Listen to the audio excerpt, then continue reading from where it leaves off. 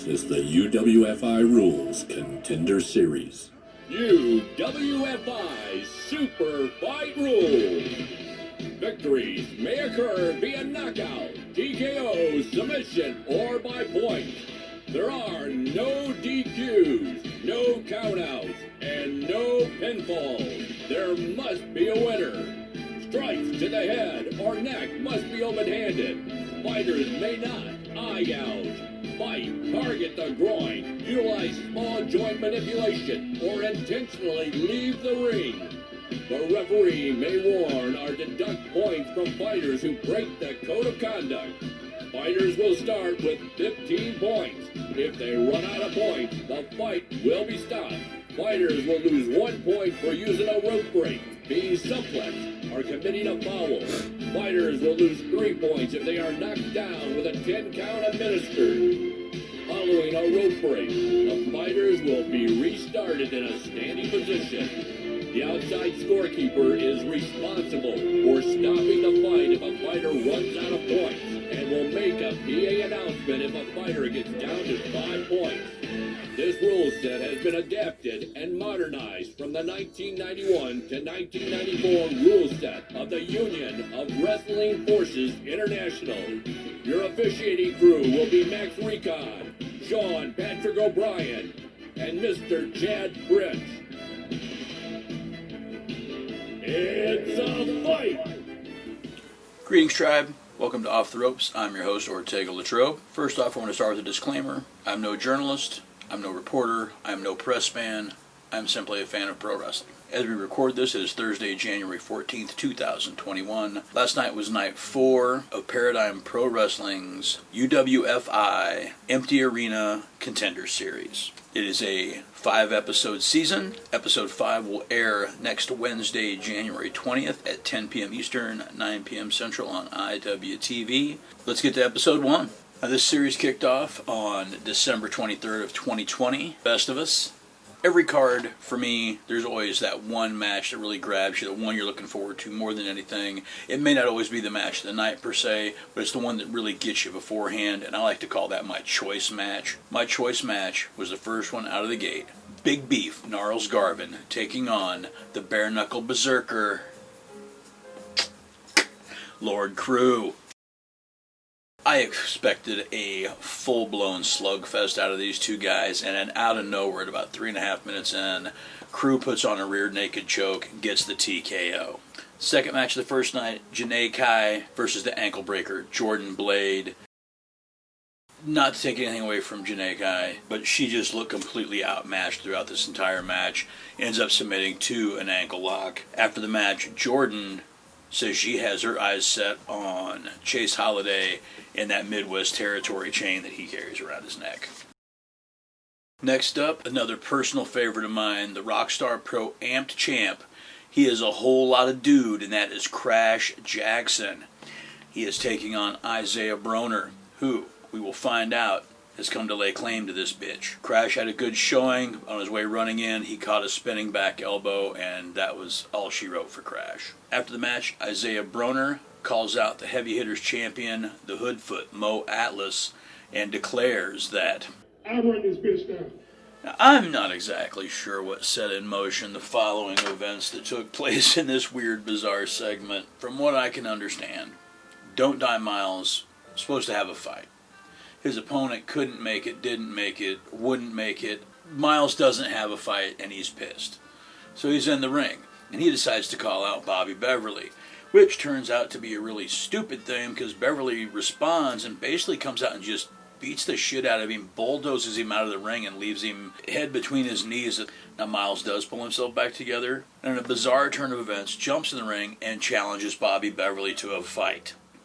And here we got Night 1, the main event. The heavy hitters champion, the saucy butcher, the Hoodfoot, Mo Atlas, taking on the indie animal, Flash Thompson. There's a moment where I thought Flash had this wrapped up, and he went running in for what I thought was the finish, and kaboom! A Kimbo Slice-like overhand right from the Hoodfoot puts Flash down. Hoodfoot gets the W. On his way out of the arena, he gets confronted by Isaiah Broner at the curtain, and I cannot wait for these two to get into the ring and go head-to-head. Moving right on into night 2, starting the night off with the 19-year-old Robert Martyr. Now, he does have 5 years experience, has been featured on MLW lately, but I think he drew the short straw because he gets the one-man militia, repping the second gear crew, Matthew Justice. I'll say this, the kid has balls. I don't know if he's quite got the skill set yet to back them up, but the man walked out and he slapped Justice in the face. Didn't do him much good. It basically just opened the door to the woodshed. And I know The Miz has a skull-crushing finale, but it's nothing like what Justice does here. Just kind of hold it down here, dropping. Oh, God. That might be it, guys. He looks like he could be out here. Oh, Jesus. Yes, he's out, guys. He is out here. Now on to the choice match of night number 2. This is a rivalry that dates back as far as 2014. Earlier this summer, these two just beat each other senseless in their own empty arena Iron Man match.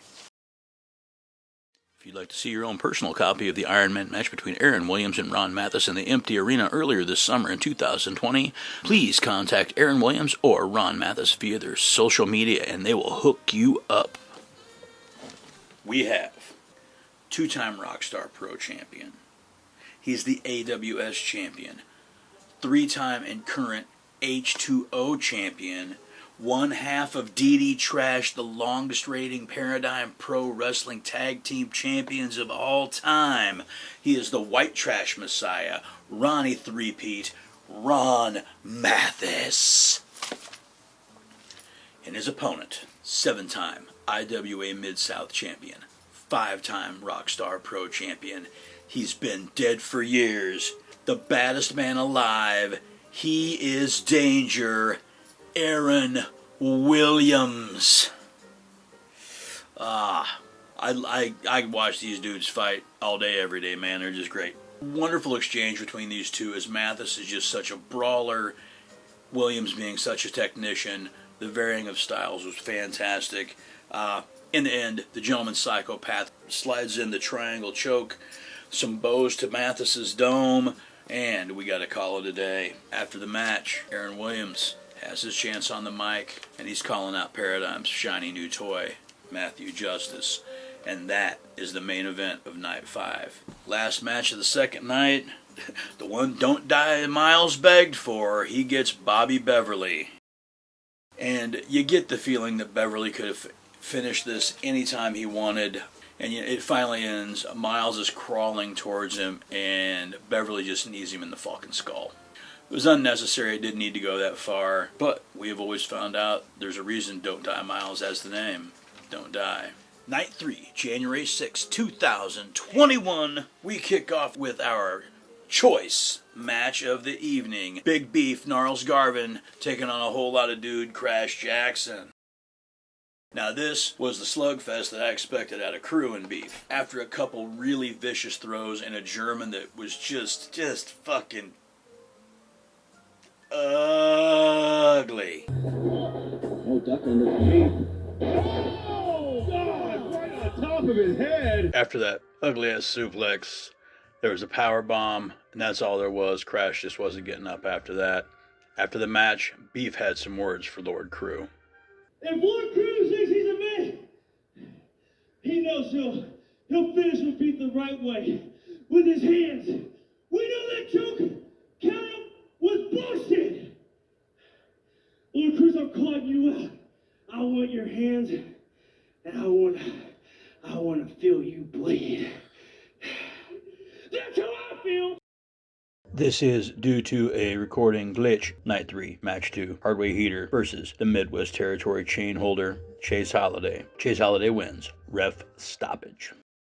Night 3, Match 3, the debuting Yoya versus the goddamn motherfucking Death Samurai Akira. Yoya has gumption and fire and fight, but he just seemed outmatched, outsized, outclassed by Akira, who finished the match off with this arm fucking it looked like it. Wait a minute. Oh! Hurts. Doesn't look like it hurts. Look again. Wait a minute. Oh! I don't know what the fuck that is, but it's a flippy armbar goddamn thing, and Akira wins. After the match, Mathis and Gray come out calling out the rejects. They want their fucking titles back, man. You fuckers stole them. Send word home to your boys, Kira. Wrapping up night 3, the feral Austin Connolly taking on the bare knuckle berserker Lord Crew. Connolly has a really bizarre, unorthodox style. I think he lasted longer with Crew than he did because of it, but in the end, it came down to referee stoppage just from the pummeling Crew was laying onto the man. After the match, Crew gets stopped by J. Rose and asked what he thinks about what Big Beef has to say, and well... Now, Crew, last time I had you up here after another victory, you said that you were ready to be the guy. There's one person who says, not only are you not ready to be the guy, you didn't even win your last match. And that person is Big Beef Gnarls Garvin. Now, do you have anything to say to him in his claims about what happened in your last match? He says, you can only get him by tap out. You're supposed to be this big, bad, bare-knuckle boxer. But you got him by submission, which, in my eyes, is legitimate, but not in his. What do you have to say to him? Well, as far as his claims is to me not being the guy, I just proved once again that I am that fucking guy. And I did hear what he had to say earlier. Beef, I ain't hard to find, bud. You don't have to look too far. But as far as I'm concerned, I already choked your ass out once. And now I guess I gotta knock your ass out to finish the job. So you want another one, Beef? Let's do it, big boy. You might be the toughest son of a bitch in the trailer park, but I'm a whole other kind of monster. Anytime, any place, Beef. And I'm gonna say this. He is that fucking guy. Moving on to night 4. First match out of the gate. Featherweight showcase fight. Yo-Ya versus Don't Die Miles. I mentioned Yo-Ya wasn't very big.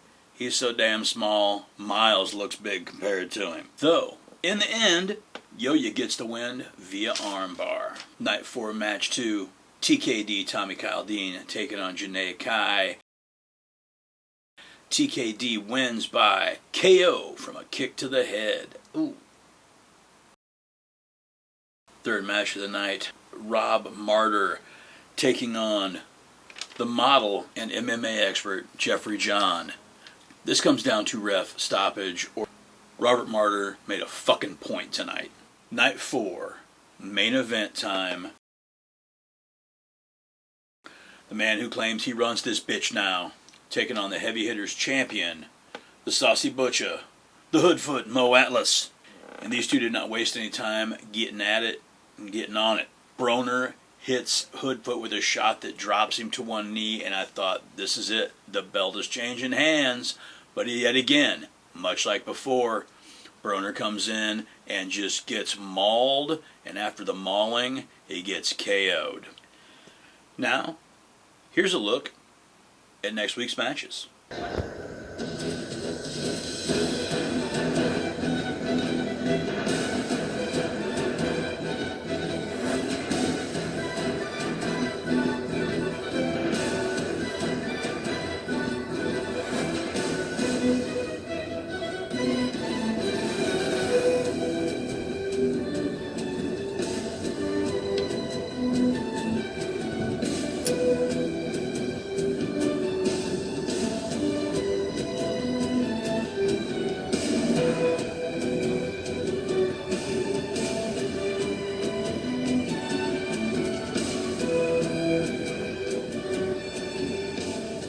That was the first 4 nights. Night 5 coming up Wednesday, January 20th, 10 p.m. Eastern, 9 p.m. Central on IWTV. Get a free trial with promo code PARADIGM. Get your free trial. The first 4 episodes are on VOD. You can watch them. You can catch up. They're only an hour apiece.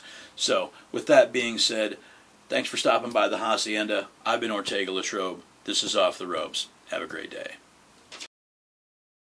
I love Ortega's sauce. It makes my taco pop. Missing the party. Come on.